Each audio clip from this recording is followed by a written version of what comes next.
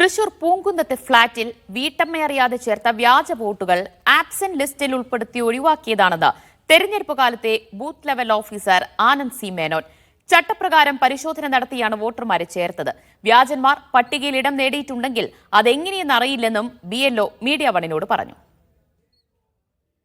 ഈ പറഞ്ഞ പേരുകളൊക്കെ എസ് ലിസ്റ്റിലുള്ള പേരുകളാണ് സാർ. പിന്നെ എങ്ങനെയാണ് ഞാനിത് മുന്നേ റിപ്പോർട്ട് ചെയ്തിട്ടുണ്ട് ഈ പേരുകളൊക്കെ. അതുകൊണ്ട് നമ്മൾ അവിടെ പോയിട്ട് അവരെ കണ്ടില്ലെങ്കിൽ നമ്മളെ ആബ്സെന്റ് ആണ് കൊടുക്കുക. തൃശൂരിലെ വ്യാജ വോട്ടുകളുടെ വിവരം മീഡിയ വൺ പുറത്തുവിട്ടതോടെ എല്ലാവരും ചോദിച്ചത് ബൂത്ത് ലെവൽ ഓഫീസറുടെ പ്രതികരണം.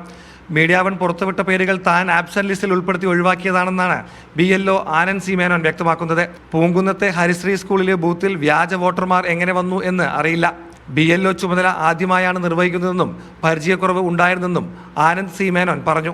നമ്മള് കുറെ കാര്യങ്ങൾ അങ്ങനെ പോയിട്ട് കാണാത്തവരുടെ പേരുകൾ ആബ്സെന്റിൽ കൊടുത്തിട്ടുണ്ട്. അങ്ങനെ കംപ്ലൈന്റ് കിട്ടി പോയി കണ്ടവരുടെ പേരുകൾ ഇതിൽ ഉൾപ്പെടുത്തിയിട്ടുണ്ട്. കാണാത്തവരെ കംപ്ലൈന്റ് കിട്ടിയിട്ട് പോയി കാണാത്തവരെ ആരെയും ലിസ്റ്റിൽ ഉൾപ്പെടുത്തിയിട്ടില്ല.